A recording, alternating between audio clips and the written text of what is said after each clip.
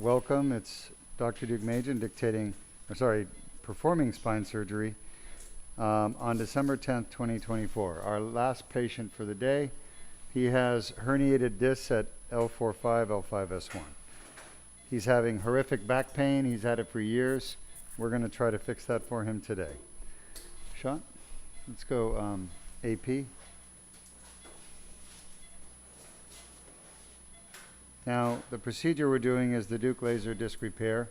This is a proven treatment that works to cure back pain coming from a disc herniation. But there are 30 different causes of back pain, and Henry's going to show you a video on those 30 different causes.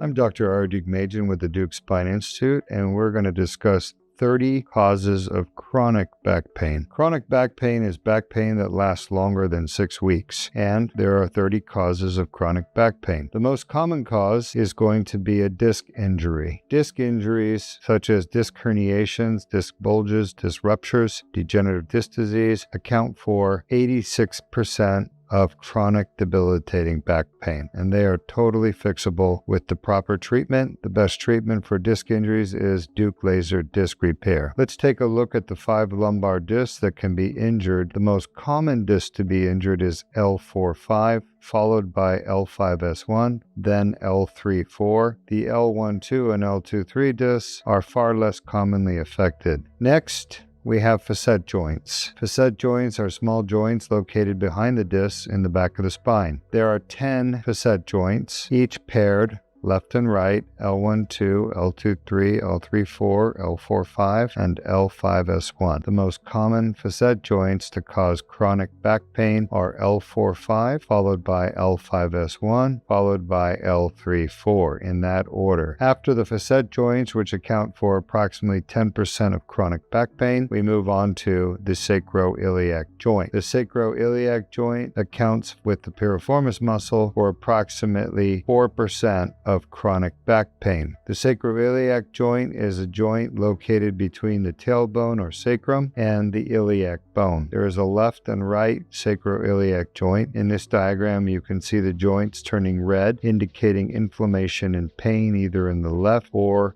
right sacroiliac joint. These sacroiliac joint injuries and pain can be treated most effectively with the Duke plasma rhizotomy of the SI joints offered at Duke Spine or Duke Joint Institute. The fourth most common cause of chronic back pain is a piriformis muscle injury. The piriformis muscle is located in the buttock, and there is a left and a right piriformis muscle. The muscle gets torn, unfortunately, when people bend the wrong way. This usually occurs in patients with orthopedic problems such as hip pain, knee pain, or back pain. By bending improperly, they put the muscle under too much stress and they tear the muscle. The torn piriformis muscle causes severe debilitating pain in the top of the buttock. There is a left and a right piriformis muscle, and this can be treated most effectively with the Duke piriformis muscle release. This is performed percutaneously with a 4mm incision. The sciatic nerve does run through the piriformis muscle, and many patients with piriformis muscle syndrome also have sciatic pain down their legs, with pain, numbness, tingling, and weakness in the leg that's affected on the side of the piriformis muscle. Piriformis muscle can be treated with injections such as steroids, Botox, PRP, or stem cells. However, those injections always wear off and the patients end up coming back with the piriformis muscle pain that reoccurs. The most definitive treatment for permanent relief of piriformis syndrome is a piriformis muscle release. Next, injuries to the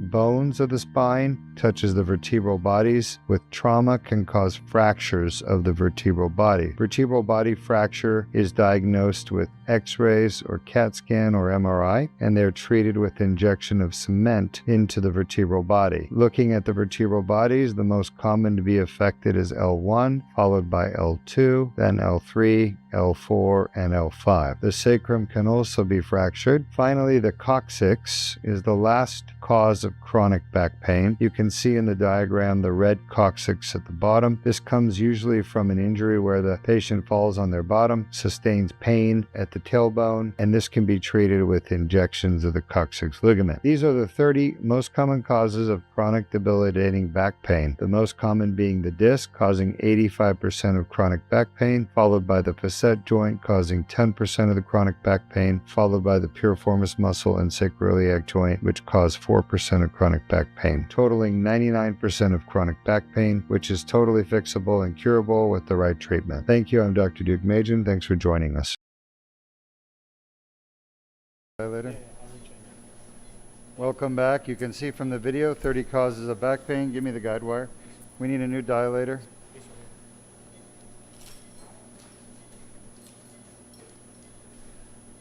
We're going to change it.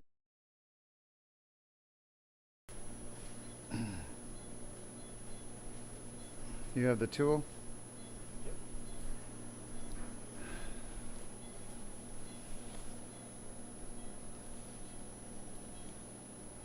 Watch the guide wire. Shot. Guide wire is out. Shot. Shot. When we say shot, we're taking a picture. That's an X-ray picture. It helps guide us. We have to use something to guide the surgery, and that's what X-ray is for. This is a special X-ray unit called a fluoroscope. Top of the line in the world, made in Germany. Shot. That's it right there? Really? Already? Shot? All right.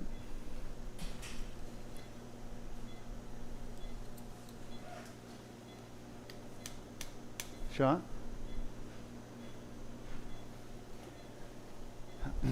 Hold on.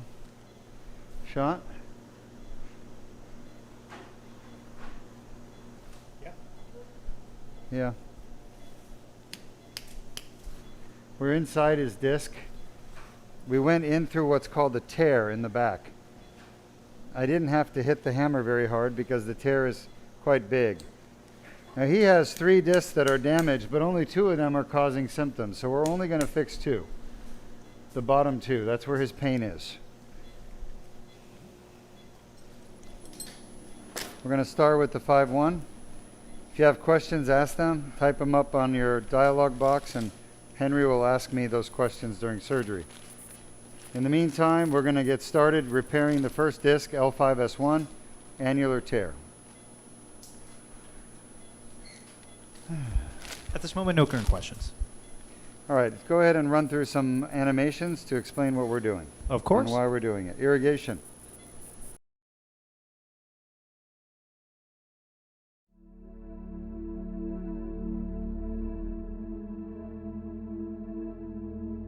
Disc injuries start with an annular tear, damaged nucleus. Pulposis herniates into the annular tear. The herniation triggers an inflammatory response within the annular tear. The inflamed annular tear generates pain signals. For more details, please visit our website or call us at 1-800-FIX-MY-BACK 349-6922.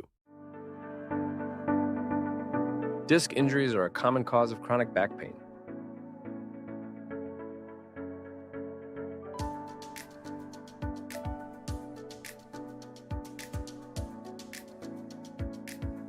The inflamed annular tear causes back pain. A 1/4-inch sized skin incision is made. A small tube is inserted with no damage to the bones or soft tissues.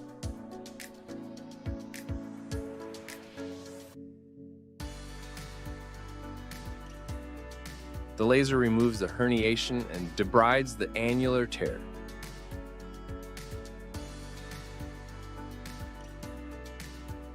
The annular tear heals on its own after the procedure, which can take up to 12 months.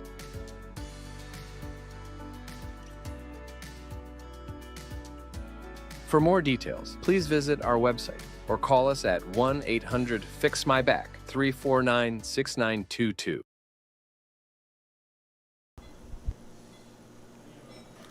All right, welcome back. We're just going to keep working. You can see the tear that we're repairing.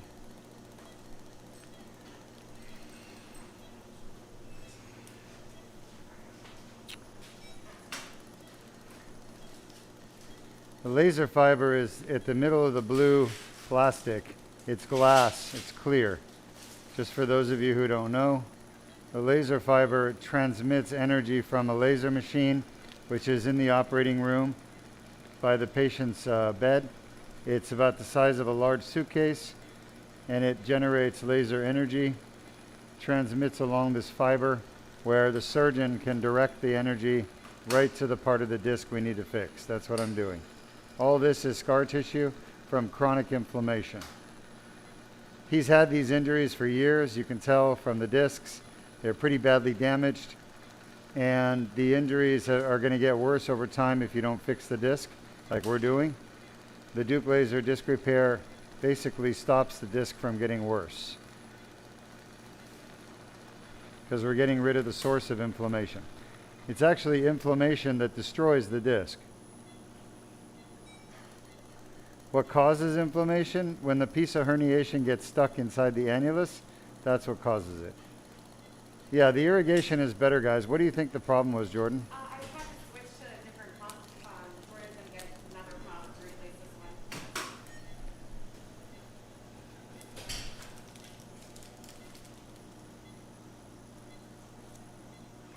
These are little pieces of herniation I'm removing.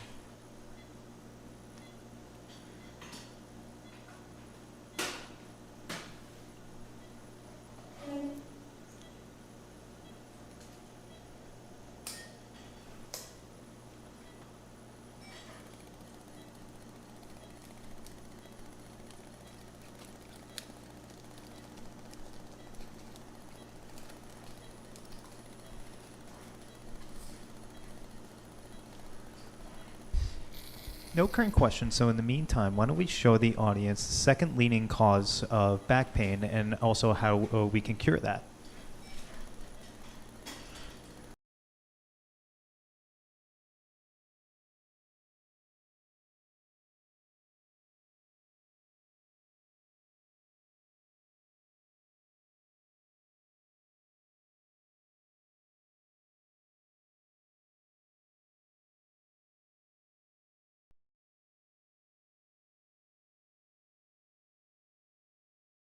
Facet joint injury is a common cause of chronic back pain.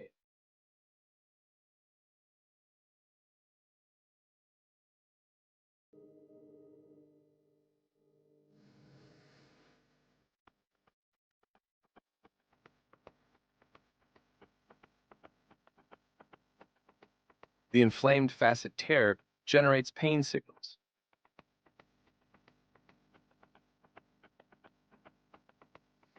The best treatment for facet joint pain is the Duke plasma rhizotomy.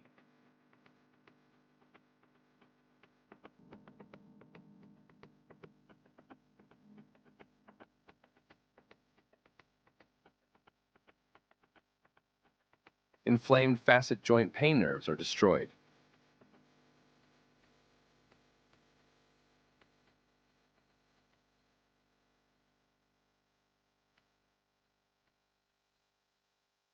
For more details, please visit our website or call us at 1-800-FIX-MY-BACK 349-6922. All right, there's some granulation tissue I just wanted to show you right there. That's very pink. It's an indication of inflammation. Kind of like having a pimple on your face, but instead of on your face, it's in the back of the disc. And those pimples are very, very painful.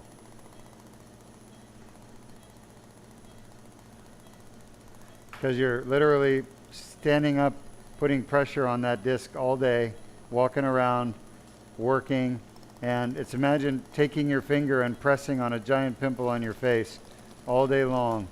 It's going to cause pain right where the pimple is. Pimple's red and swollen and angry. I'm just not getting to 12 o'clock.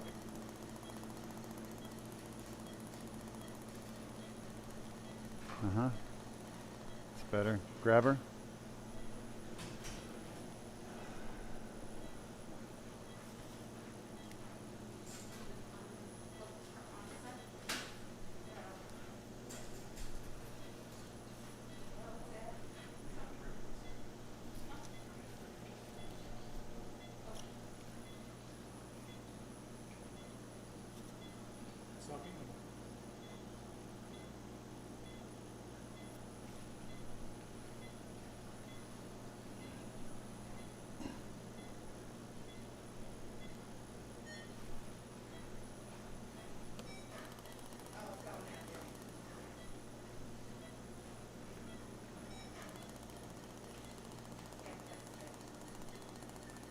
can't move the fiber. Since there are no current questions, why don't we show the audience on what is a microdiscectomy and why they should avoid it at all costs. Thank you.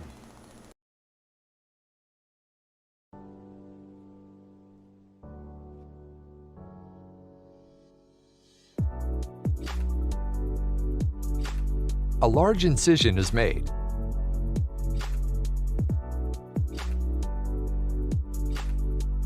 Muscles are torn from the spine. Substantial bleeding occurs due to muscle trauma. Normal, healthy bone is removed to access the herniation. Stabilizing ligaments are removed in order to access the herniation. An incomplete portion of the herniation is removed.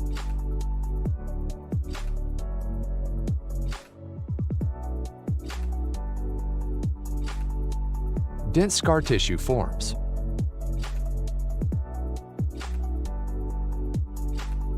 Weakened bones can fracture, leading to instability and pain.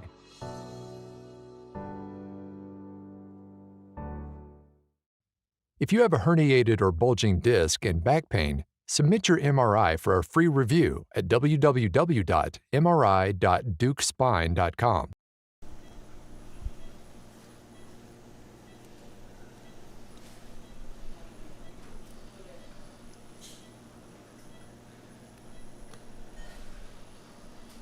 Any questions, Henry? At this moment, no current questions.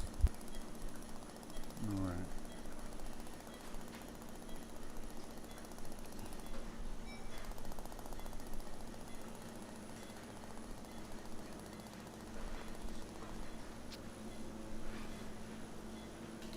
We just got a question coming from Michael on Facebook Sure. saying, "Hi, Dr. Duke. Hi. I just love watching your live streams. When is the movie coming out? Also, wishing everyone a wonderful Christmas and a New Year's holiday from Australia."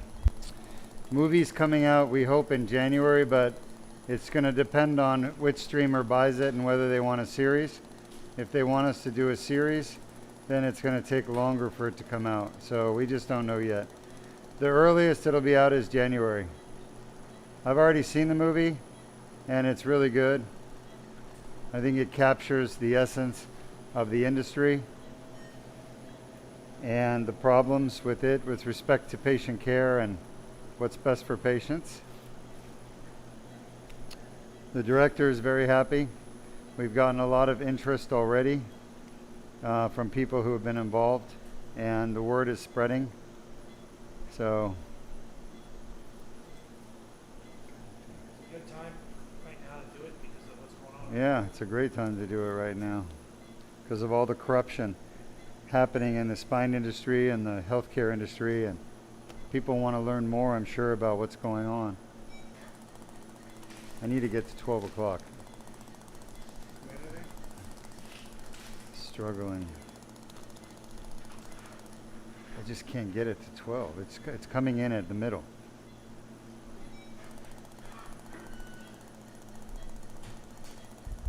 We have another question Sure. coming from Adam on YouTube asking, "What is the name of the movie?"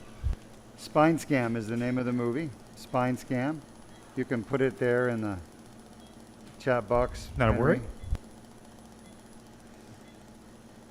And it's going to expose a part of the industry of spine industry that most people don't know about, which is how the companies that make the screws and rods and cages are trying to get the surgeons to put more of them and more of them in, even though that's not the best treatment for patients. And we know it. And a lot of times those treatments result in problems for patients.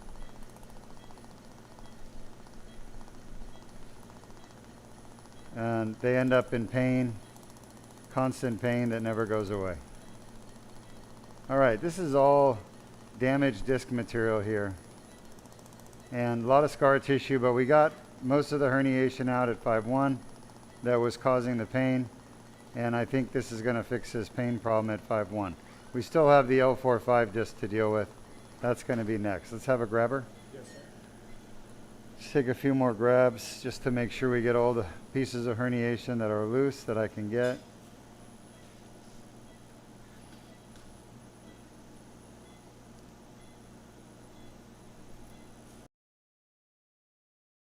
I think that's, take that for a second. Let me just see. Might be able to get just a tiny bit more. I always try to get as much of this tear cleaned up as I can. It's not possible to get 100. We're just not getting to 12 o'clock, Luis. We're just not getting to 12 o'clock.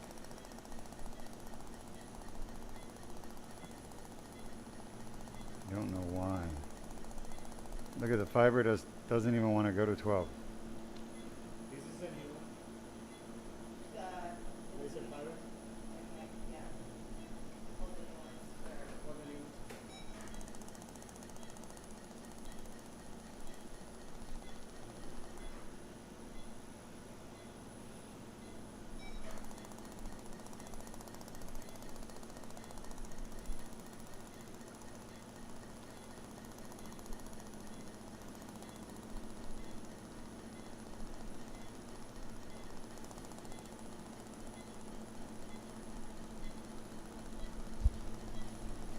Since there are no current questions, why don't we show the audience on what is a laminectomy and why that too they should also avoid, along with the microdiscectomy. Guys, do we have suction? We don't have suction on the suction line. No, we don't. It's very minimal.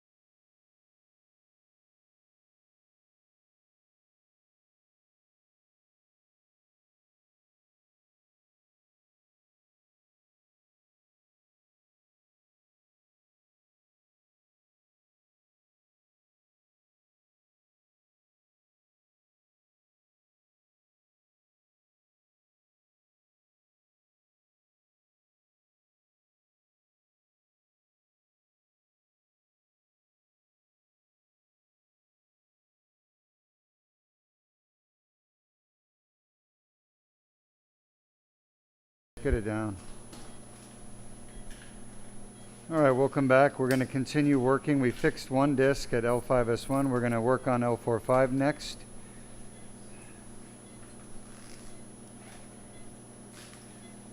We're going to take an x-ray picture. We're going to guide the dilator down the guide wire. And we're going to place our tube into the L4-5. This is endoscopic spine surgery you're watching, Shot. And endoscopic surgery is one advantage is that it's minimally invasive typically. There's less cutting, less bleeding, less damage to the tissues in the body.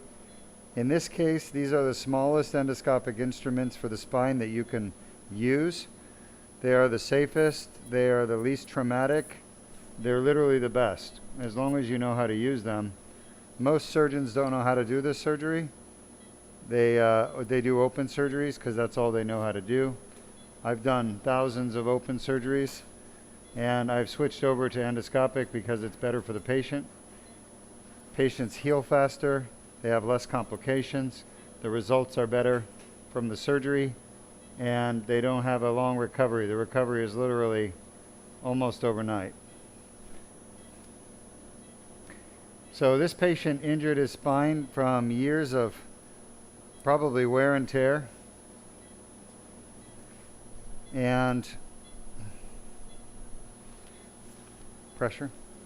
that wear and tear of the joints eventually damages the joints and causes the pain to set in with inflammation.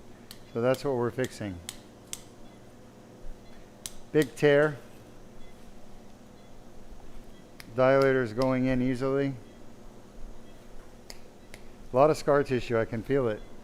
I've gotten quite accustomed to feeling tissues with the instruments, and I can tell when a disc is freshly injured versus an old injury. This is old injury, and his pain has flared up recently.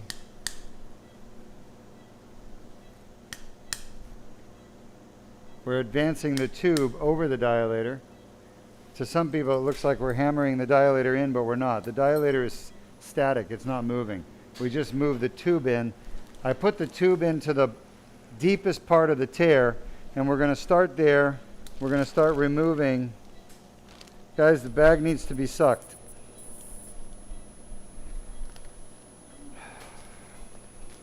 Sloppy. If you have questions, feel free to ask. This will be the last disc. We've got about 15 minutes, 10-15 minutes, Dr. B. I need the scope on. Ooh. Well, the bag is sucking. And yeah, there's more suction on the line. What was the issue? All four of them were turned on at the same time. Is that typical? Yeah. Usually it's two at a time. One for you, one for us. And all four were turned on when they shouldn't have been turned on, and you turned on two? No, all four were turned on for some reason. Two were supposed to be turned on, but I guess maybe after another case, someone Yeah, you guys should be checking these things. These are very basic stuff. All right, look at that. Wow. That giant piece of herniation just squeezed out. That blue stuff is a dye we use to tag the herniations. And you see how much pressure this disc is under. This disc should not be under that kind of pressure. That is totally abnormal. In his line of work, that would be like a tire pressure is supposed to be 15 and this tire pressure is like 30. It's really, really high pressure. The reason for that is because of inflammation. The body is attacking the herniation, trying to get rid of it, and when it attacks it, it uses a process called inflammation. Inflammation creates edema or swelling. If you hurt your arm, you break your arm, you're going to see it swells up. It swells up because of inflammation. In his case, he hurt his disc and it swelled up, and this is where a lot of his pain is coming from.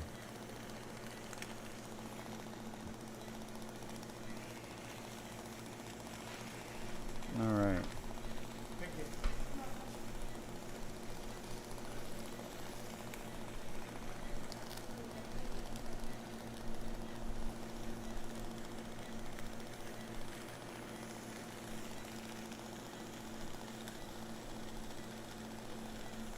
Any questions, Henry? At this moment, no current questions. All right, we'll just keep working. Copy that. Let's just show the video one more time how a disc injury can be so painful. Of course.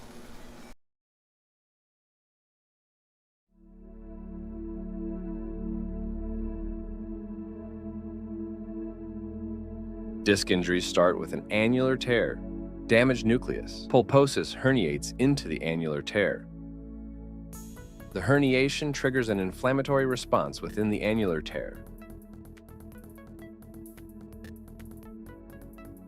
The inflamed annular tear generates pain signals.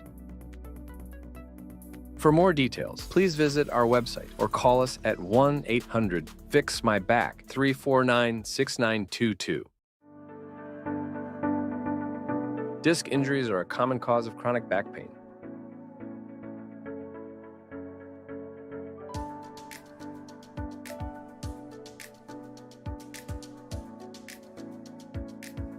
The inflamed annular tear causes back pain. A 1/4-inch sized skin incision is made. A small tube is inserted with no damage to the bones or soft tissues.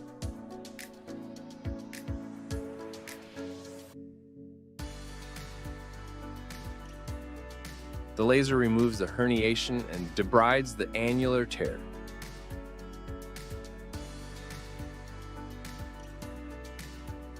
The annular tear heals on its own after the procedure, which can take up to 12 months.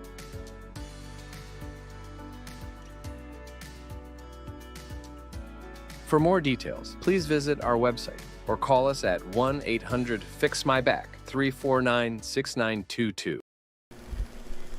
People often ask me when I do the laser surgery, what's normal, what's not. You see the blue stuff down there? None of that is normal. It should not be there. The disc should be pure white. Even if we inject the stain and the blue dye in, it should not bind to the disc. It should remain as a liquid, non-binding. The disc should remain white. Normal disc is white. White, white, white, white nucleus, white annulus. The only place you're going to see any color, by the way, look at that. That pink stuff right there is where the pain is coming from. Those are the granulation tissue deep inside the tear. So this has been going on for a long time, years and years for this patient. He may not have had pain for years and years, but he's had this disc injury with the body responding to it for many years. Thank you. All right, questions? We have two questions. Both of them are coming from, forgive me if I'm pronouncing this wrong, Faisal on Facebook. Faisal. Asking, first question, hi doc, have you done a vasectomy that removes part of the facet joints in the spine to relieve pressure on the spinal cord or nerves? I'm sorry, I didn't hear the question, Faisal. Have you done a vasectomy that removes parts of the facet joints in the spine to relieve pressure on the spinal cord or nerves? Yes, so Faisal is asking, have I ever done a facetectomy where I remove... Oh, I said that wrong, my bad. Huh? I said that wrong, I apologize. Is it facetectomy? Facetectomy, yes. Where I remove an enlarged facet joint that's putting pressure on the nerves or spinal cord. The answer is yes, but it's very rare that that's the case. Most of the time, the facet joints do not need to be removed. About 99% of the time, they do not need to be removed. They are not the source of the problem, though some doctors will try to convince you to do that surgery. I would recommend it extremely rarely. It's extremely rare that it's necessary. By the way, this is a very swollen disc. All this tissue has edema. I could tell. It's not dry, it's full of edema. Edema from chronic inflammation. I think this disc is going to be the more painful one. I got about 3 minutes left. We're already at the outside of the disc. I'm just removing the last bad stuff that needs to be removed. This next question coming from Faisal once more on Facebook, asking, as you're aware, United Healthcare CEO was shot and murdered, but apparently they were the company that was using AI systems that was denying 90% of claims. Was that a motive? I looked that up. That is true. Yes, it is. I agree. I'm glad you mentioned that. I agree with you. It's horrible that what happened. You know, nobody should be murdered, but we need change. We do need change in our healthcare system. The insurance companies are denying treatment, and patients need to do something. But murder is not the right thing. What we have to do is force our politicians, hold them accountable, to change the laws, to take away an insurance company's ability to deny treatment. If a doctor recommends treatment and an insurance company doesn't agree with it, there should be a panel that is made up of people that are not biased, that are not for the insurance company, that those people can look at the recommendation and look at the evidence for the treatment and be able to make a determination. But the problem is the insurance company will infiltrate that group of people and somehow get them money to decide in the favor of the insurance company. So really, that's the whole reason we have medicine, folks. Doctors go to medical school in order to learn what is the right treatment for a patient. We should let the doctors recommend the treatments. The insurance companies should pay for the treatments and not second guess every doctor's decision. It's just not right. And it's really harming the patients when the insurance companies have that kind of power. When the insurance companies can say, well, we're gonna challenge every decision the doctors make, what do you think's gonna stop them from challenging the doctors? Nothing. They're gonna challenge every single decision they can. Earlier, I did a video, we're gonna air it soon. Henry's in the process of editing it, Yes. but I'm talking about this very thing. The insurance companies, my father was a doctor, the insurance companies would deny at most, listen carefully, 1 million treatments a year in the United States. Now they deny 5 to 10 million treatments a day. That is basically a growth, a massive growth in denials for payments, denials for authorization, denial for payment, and it's harming our patients ultimately, limiting their access to care. And it's making people suffer. So yes, it's a problem, and I'm glad that the nation is looking at it. I just think the way this person did it was, unfortunately, the only way they knew how to do it. It was the wrong way. Murder is never right.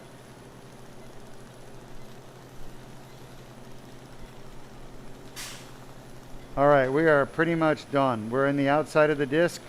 I don't see any more herniation stuck in the tear. The tear is clean and it looks really good. So we're done. Thank you for joining us today. If there's no other questions, we're going to end our stream and we'll be back on Thursday with more surgeries.